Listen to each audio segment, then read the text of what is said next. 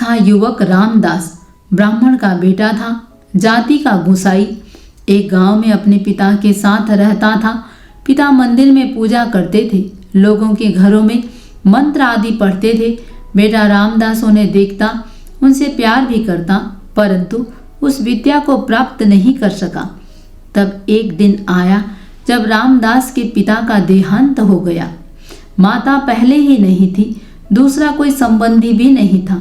पिता भी चले गए तो रामदास के लिए यह संसार सूना हो गया। कभी उसने पिता से भगवान का नाम सुना था।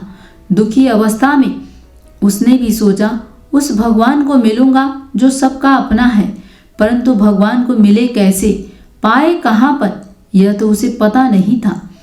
एक महात्मा के पास पहुंचा। उसने प्रार्थना की, मुझे भगवान का दर्शन करा दो, उससे मिला दो। महात्मा बोले, यह बहुत कठिन कार्य है, सरलता से होगा नहीं, इसके लिए बहुत परिश्रम करना होगा। रामदास ने कहा, मैं करूँगा परिश्रम।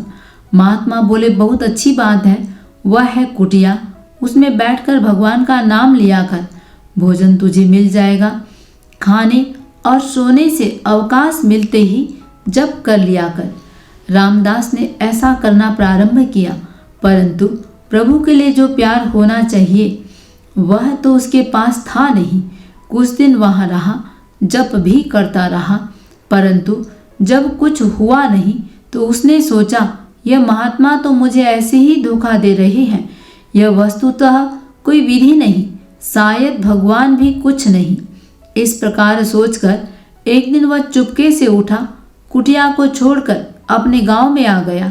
निराश होकर एक वृक्ष के नीचे बैठ गया। गांव वाले कृपा करके खाना दे देते तो खा लेता, नहीं तो उस वृक्ष के नीचे ही बैठा रहता। तभी उस गांव में एक जमींदार ने अपनी इच्छा पूरी होने पर एक बकरी दान देने का निश्चय किया, परंतु दान किसको दे यह उसे सूझ नहीं पाया। किसी ने सुझाव दिया, अपना वह रामदास जो है किसी महात्मा से शिक्षा लेकर भी आया है, उसी को यह बकरी दे दो। इस प्रकार रामदास को बकरी मिल गई। वह घास काटकर बकरी को खिलाता, नहलाता, उसका दूध पीता, उसे हर समय अपने साथ रखता, रात को उसके पास ही सो जाता। उसके जीवन में एक साथी की कमी थी, यह साथी उसे मिल गया। उसने बकरी का नाम ही साथी रख दिया।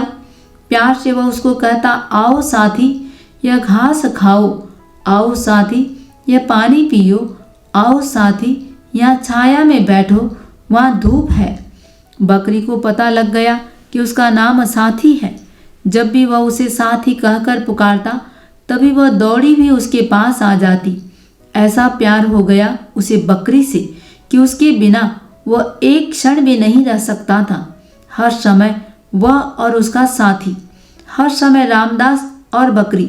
वह अब प्रसन्न था कि कोई अपना मिल गया, प्रसन्न था कि उसका साथी उसके पास है।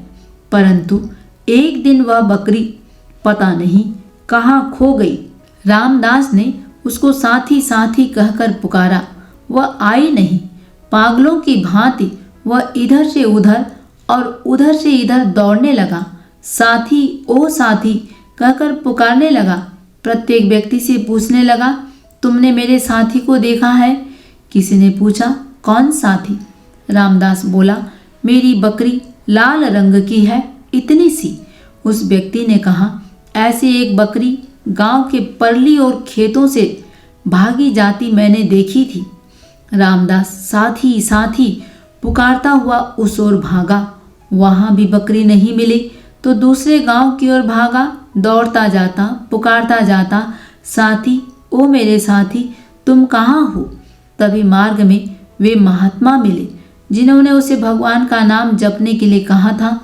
आश्चर्य से उन्होंने पूछा, अरे रामदास, तुझको यह क्या हुआ? क्या अवस्था बना रखी है तूने? किसको ढूंढ रहा है?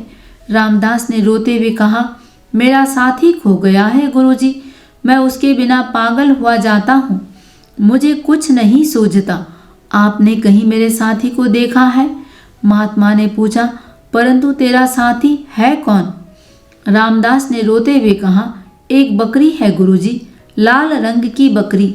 महात्मा ने हंसते हुए कहा, धत तेरे की, अरे बकरी को तूने अपना साथी बना लिया है बेटा, रामदास के स्थान पर बकरीदास बन गया।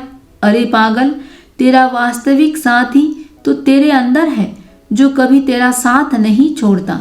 जिस प्रकार तू बकरी के लिए बेचैन है, उसी प्रकार यदि उस सच्चे साथी के लिए बेचैन होता तो तेरे कल्याण के द्वार खुल जाते। यह है साथी की कथा।